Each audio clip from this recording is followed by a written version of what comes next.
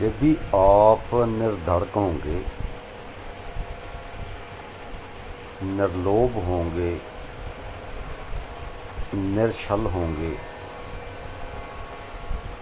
निर्विकार होंगे, आपका मन और तन प्रेम में भीगा होगा,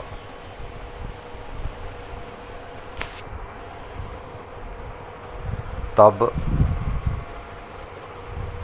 आप अपने को कुछ कुछ आनंदित महसूस करेंगे।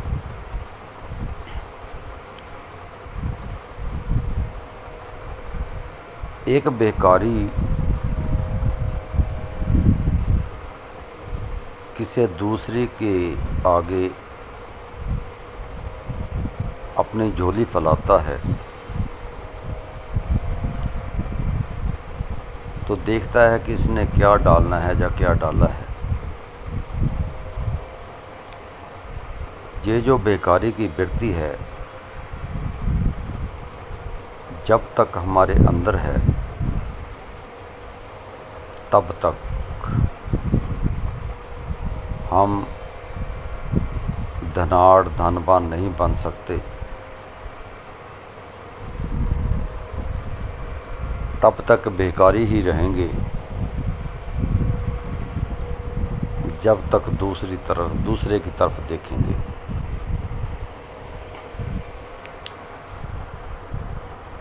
मन के अंदर ही सब कुछ बसा हुआ है। मन के अंदर तन है, मन के अंदर ही व्याप्त आकाश है, मन के अंदर ही राजा है, मन के अंदर ही रंक है, मन के अंदर ही विशालता है, मन के अंदर ही समंदर की गहराई है,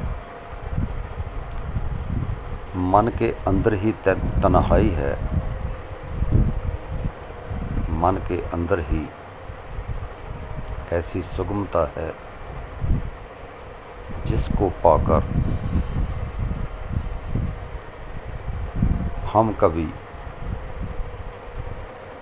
निश्चल निर्लोभ हो सकें।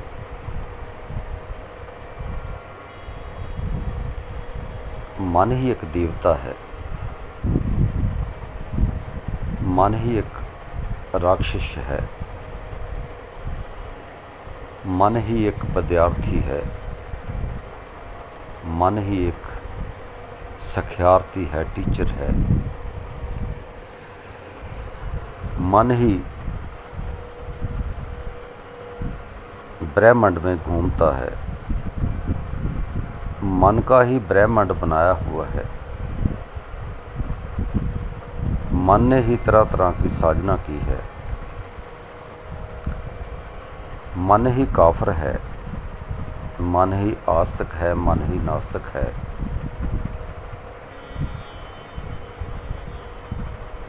हमारा बोलना चलना, खाना पीना, बैठना उठना, चलना सोना, सब कुछ मन के अंदर ही है। आत्मा की दहलीज पर ये मन बैठा हुआ है। किसी को आत्मा के मंदिर में प्रवेश नहीं करने देता।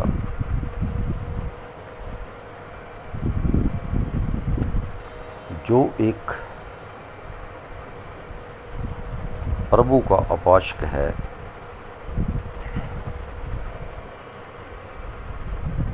निर्लोभी, निरहंकारी, निर्विकारी, जो आत्मा है, जिसने उस आत्मा को पा लिया है, जो आत्मा का रूप हो चुका है, वो ही मन को पीछे हटाकर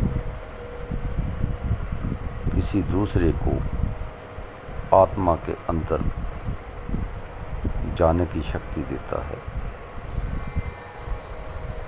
आत्मा के अंदर स्वपन नहीं है। आत्मा के अंदर जागृत नहीं है। आत्मा के अंदर जो गहरी नींद है वो नहीं है। जो आत्मा है वो इन सभी आनंदों से, सभी विकारों से, सभी दिखने वाली चीज़ों से रहित है। वो एक अनुभव रूप है। अनुभव में प्रवेश करके हम उसका आरा पार खोज सकते हैं। जैसे किसी मकान के अंदर जाकर ही पता चलता है कि इसके अंदर क्या है, इसी तरह आत्मा में प्रवेश होकर ही पता चलता है कि आत्मा क्या है। उसको कुछ कहा नहीं जाता। हम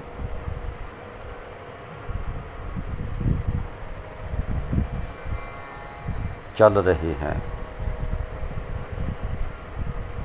उसको पाने के लिए,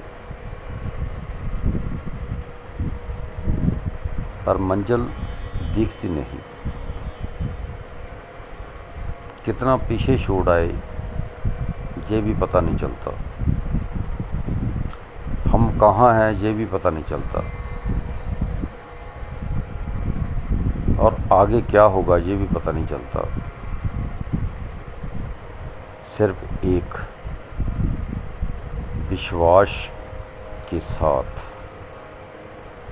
चल रहे हैं कि कभी वो मिलेगा, कभी उसकी संगति प्राप्त होगी, कभी उससे मिलन होगा।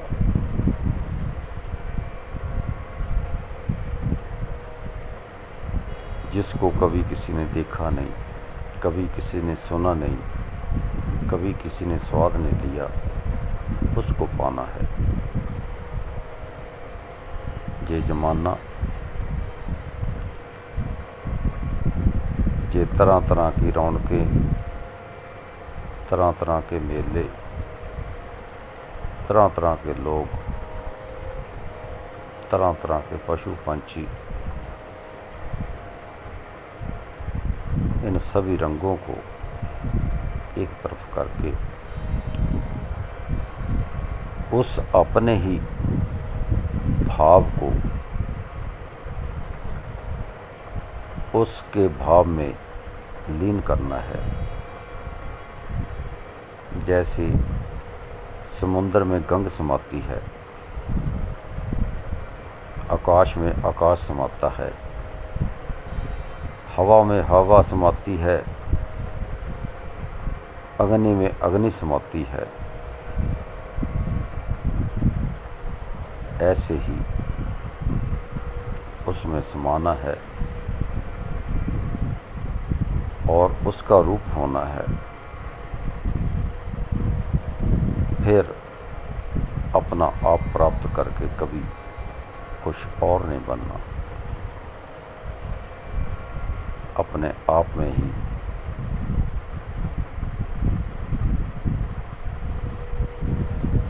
समाकर उस परम अनुभव को प्राप्त होना है। यही मोक्ष है, यही कल्याण है, यही महा आनंद है, यही मोक्ष का मार्ग है, यही परम सत्ता है, यही अनुभव सत्ता है और यही वो आत्म पद है। यहाँ जाकर फिर कभी कोई सोचेगा नहीं, कभी को खोजेगा नहीं, जो पाया है क्या खोया है, क्या संकल्प है क्या विकल्प है, इसको कभी अनुभव नहीं करना, सिर्फ अपने आप में समा जाना है।